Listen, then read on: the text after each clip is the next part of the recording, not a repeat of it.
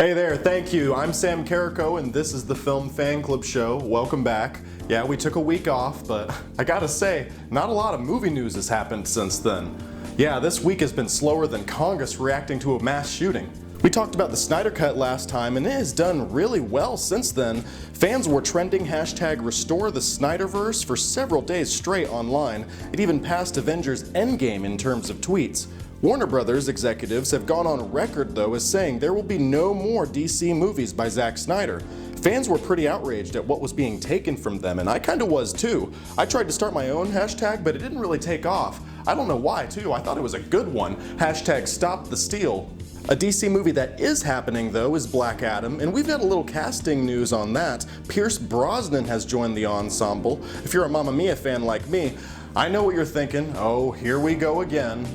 The 007 actor will be playing Dr. Fate opposite The Rock as Black Adam. The movie is scheduled for release summer 2022, but it's had a tumultuous development process, and it's a DC movie, so expect a director's cut on HBO Max a couple years later.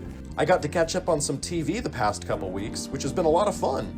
I discovered Invincible on Amazon Prime, and I've been watching Falcon and the Winter Soldier on Disney+.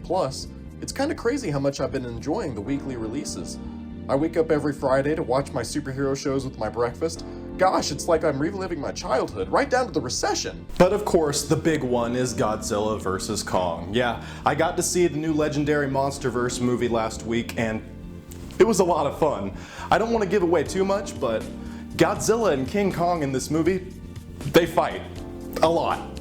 And it's awesome. Overall, these monster movies have been a mixed bag for me. I do think the progression of this series is kind of funny. In Godzilla 2014, the plot is, what if the government is covering up a vast conspiracy involving Godzilla? In Godzilla 2019, it's, what if the humans are the real monsters? Here we have, what if the big lizard fought a giant monkey? But seriously though, if this movie were any dumber, it would be against wearing a mask. But dumb doesn't necessarily mean not fun, just look at my life choices. The movie knows what it's going for: breathtaking action sequences, lifelike special effects, and human characters that just need to help you get from set piece A to set piece B. Most of the characters serve their purpose well, but there is some fat that could have been trimmed. Isaac Gonzalez from Baby Driver is laughably underused here and pretty wooden, even for a movie like this. Millie Bobby Brown returns from the 2019 film to team up with a conspiracy theorist to uncover a corporate conspiracy or something. I'm sorry, I just did not need to see the Stranger Things girl teaming up with Alex Jones. That could have been cut. The true stars here are the monsters, and the movie is fully aware of that. We spend plenty of time with each of them, so whether you're Team Godzilla or Team Kong, I think you'll be pleased here. This is the perfect over-the-top action spectacle to kick off the summer 2021 movie season. Okay, we've got a great show for you lined up. Later on, we'll be comparing the release strategies between HBO Max and Disney+, but first, Hannah Searson wrote an article titled Force of Nature: What Godzilla Really Means. I had her on to talk about it. Let's get right to it. Okay, she is a freelance writer and monster enthusiast based in Hong Kong. Hannah Searson is with us. Hey, Hannah. Hi, how are you? I'm good. It's good to see you. First of all, what was your kind of history with this franchise and kind of the thinking behind this article? Well, at the time I heard this was for King of the Monsters a couple of years ago, actually, rather than for Godzilla versus Kong. But at the time I'd been thinking a lot about kaiju films, basically, watching a bunch of the old Toho Godzilla movies and getting quite into that.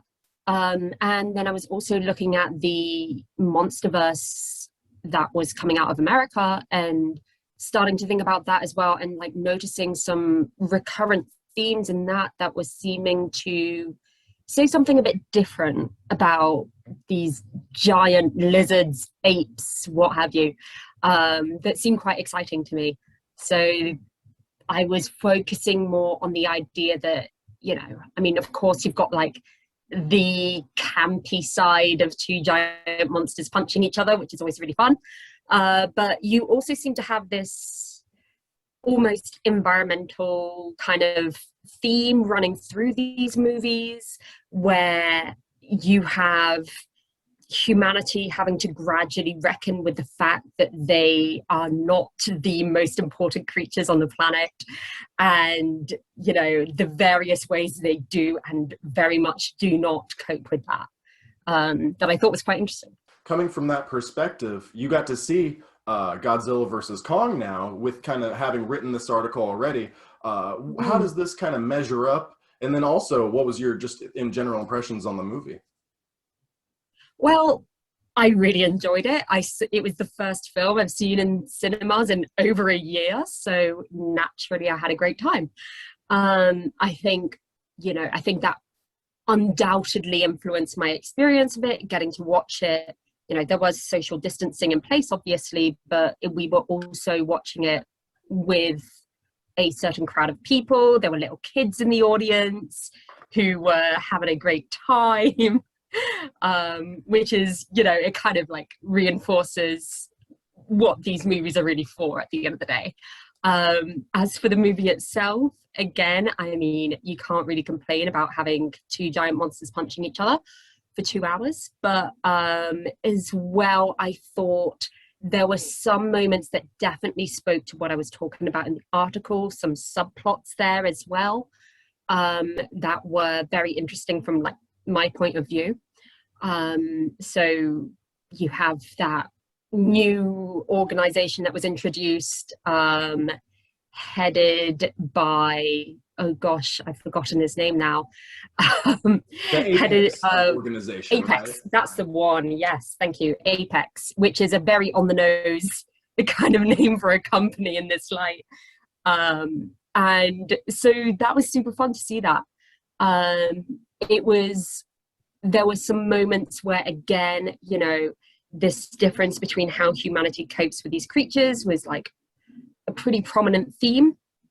But as well, I feel here the focus was much more on the monsters themselves, which made for a very different and very fascinating viewing experience. This is going to be a spoiler discussion. So what did you make kind of with that mindset into how humanity and the Apex Corporation coped with the existence of these titans? The military has been trying to take down Godzilla for a couple movies now, and now they outright made their own Godzilla, and it backfired on them.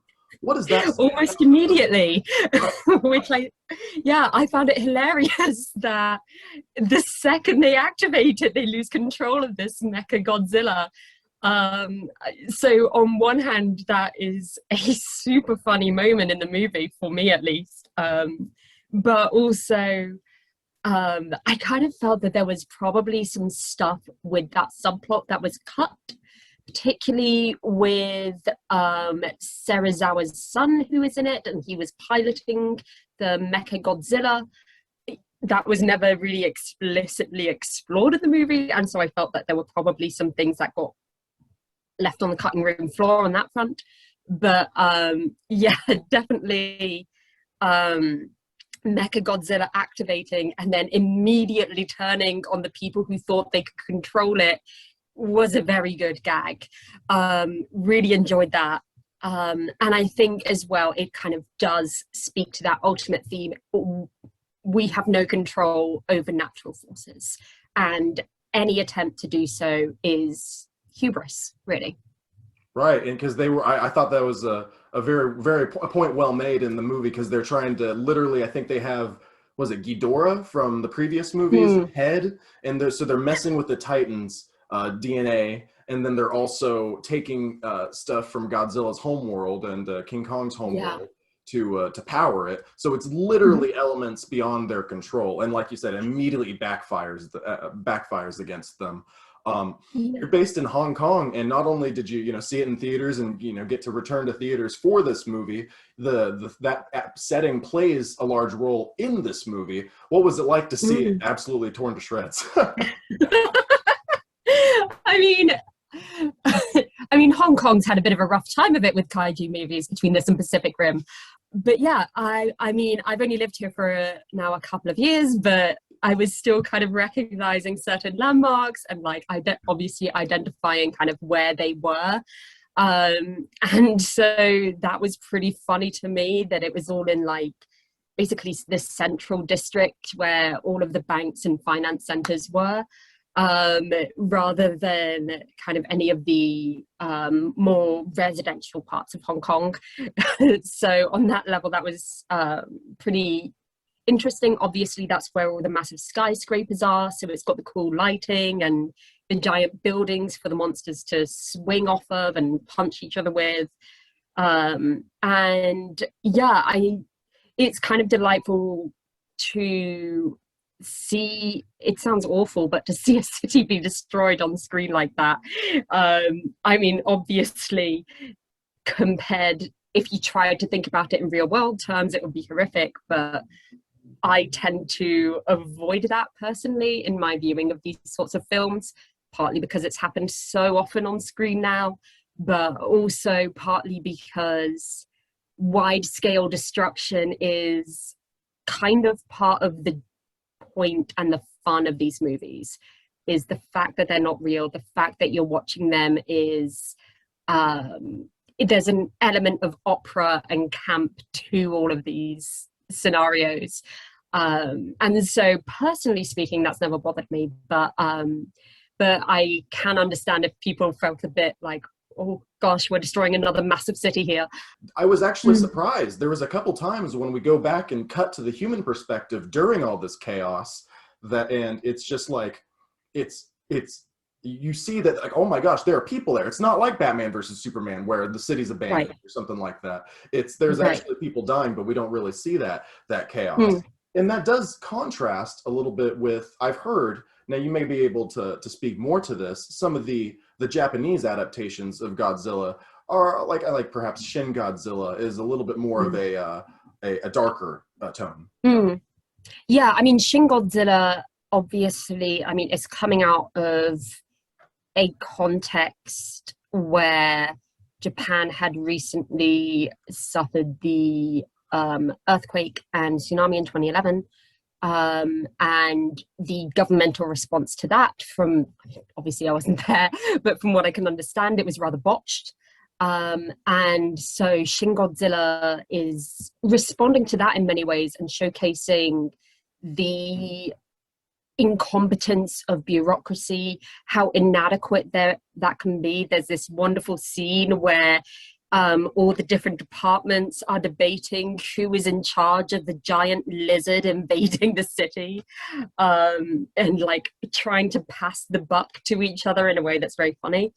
So again, even though it's quite this serious tone, you've got more like elements of satire that are present there rather than the camp man in a suit energy of the earlier Toho films, where it is very much the focus is on the monsters themselves and just on the destruction that can be caused. Like Shin Godzilla is much more similar in tone and messaging, if you want to call it that, to the original Godzilla from 1954. And do you think there's something that's lost with these American adaptations, the more we get into action, just straight up action camp, because originally, obviously, it does have metaphors with, the nuclear bombs at the end of World War II. And then now I was thinking about it, how much the King Kong in this movie, so it has nothing to do with the 1933 film that it was based on. I think you could argue that there is something lost. Just through the transplanting of, especially with the Godzilla stuff, just from the transplanting of the action from primarily just Japan to more American focused. But at the same time, they are still fun movies. From what I can understand, they still do relatively good business in Japan and certainly in Hong Kong. When I was booking my tickets, I had to try like 5 different cinemas because they were all booked. So they're still very much like beloved movies. And I think the cross-cultural enjoyment of them remains strong even now in 2021 as it did originally. Something that you mentioned in your article was the different approaches that humanity takes to these characters. And Kong, I thought something that was interesting in this movie, and I didn't know that even if I was going to like it or not, was the little girl character that they give Kong to relate to. She's not necessarily I mean, yeah, she looks up to him, but it's not necessarily like she worships him like a god. It's like he's like a mentor to Mm. her, kind of. Yeah, And yeah, yeah, what do you make of that relationship? he is almost a father figure to her. Or certainly an uncle at the very least. Um, I need to rewatch it, but I believe there's a line at one point where Rebecca Hall's character is explaining who Gia, the little girl, is, and saying to Alexander Skarsgård's character that her tribe, the native population from Skull Island, had been like wiped out somehow. And briefly in the cinema, I was horrified, like how I can't remember if she says exactly how the population was destroyed, but I was like, oh my God, what? Right, that's pretty That's like terrifying if you think about it. yeah, exactly. It was kind of something that took me out of the movie a little bit because I was like, oh, good Lord, what happened to this poor child? But I mean, obviously, she serves a vital role in terms of being able to communicate with Kong through sign language, and that's really lovely. That beautiful scene where it's revealed that Kong understands sign language in the rain. And they do my favorite thing in the world, which is when a human gets to like touch the kaiju in a little show of friendship. It reminded me of, I loved that scene in King of the Monsters whenever they touch Mothra, and then and it's the same in this movie whenever the little girl touches Kong. It's pretty, in the trailer I was like, oh my gosh, this is gonna be the most cringy part of the movie. But even with the ending, with whenever he just says home, and then that in the movie, and what a tight movie too. Like it did not Yeah, time ending. yeah, no, exactly. It totally made sense. You have the opening where it's suddenly revealed that Kong is essentially in a zoo enclosure, Mm, which again is a pretty horrifying implication in and of itself. And absolutely, yeah. and then to end the movie of him living in his own hollow earth world, having a grand old time is pretty wonderful.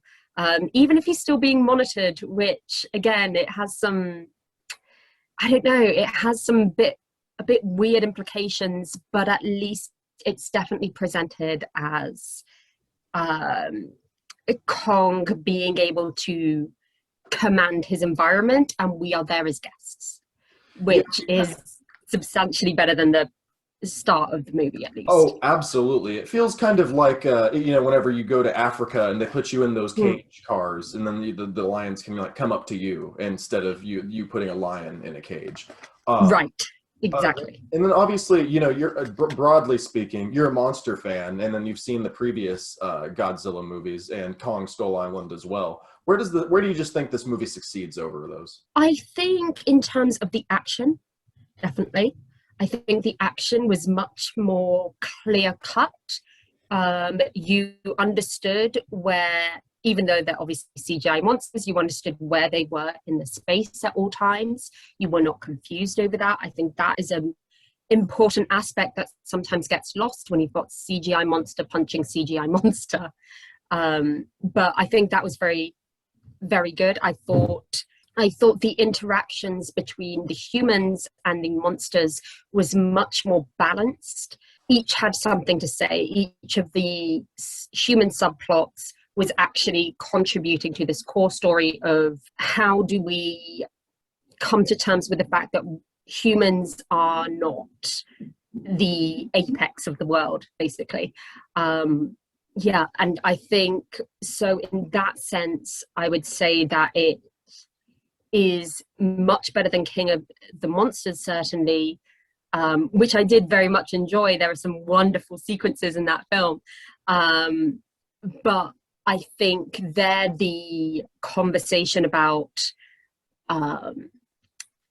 Vera Farmiga's character, the Emma Russell, I think that was much more muddied, and it's much more of a simple, straightforward through line in Godzilla versus Kong that just allows the audience to enjoy this movie rather than getting a bit muddled up with all of the characters.